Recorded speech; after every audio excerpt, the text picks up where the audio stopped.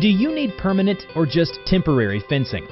Fences are installed to secure a property. They are constructed to ensure protection against risk of intrusion. Fences come in two types, temporary and permanent. When do you need temporary fencing? Temporary fencing is useful when hosting events in open grounds, such as concerts and fairs.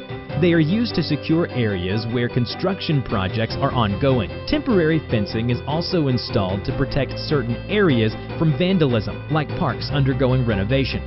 Temporary fencing is also useful in creating mixed-use areas. But what about permanent fencing? Permanent fencing is more ideal in highways and industrial use properties. They serve as a deterrent against trespassers and unauthorized entry, or as firewalls and barriers against climate-related obstruction. It is important to know the type of fencing to use so you can maximize its benefits on your property.